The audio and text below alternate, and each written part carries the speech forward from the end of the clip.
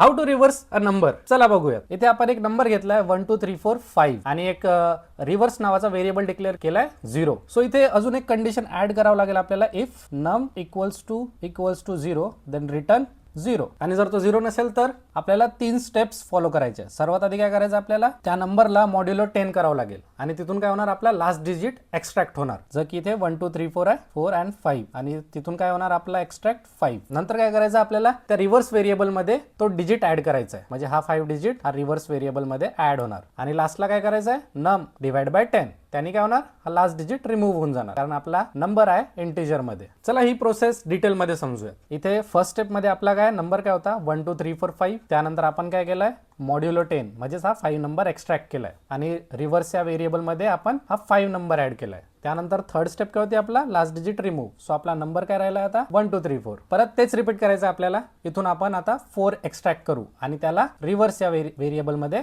Add करूया आणि परत लास्ट डिजिट रिमूव्ह. सो काय होणार 1 2 3. आणि आता काय करायचं, आपल्याला 3 डिजिट एक्स्ट्रॅक्ट करायचा आणि रिव्हर्स मध्ये ऍड करायचा आहे. सो 5 4 3. तसंच लास्टला आपण 3 नंबर हा रिमूव्ह करणार. नंतर आपल्याकडे काय होणार 1 2. नंतर परत रिपीट मॉड्युलो 10 नी आपण हा 2 डिजिट एक्स्ट्रॅक्ट करणार आणि तो रिव्हर्स मध्ये ऍड करणार. सो 5 4 3 आणि लास्टला उरणार आपल्याकडे 1. सो तेच त्याला एक्स्ट्रॅक्ट करा आणि रिव्हर्स व्हेरिएबल मध्ये ऍड करा.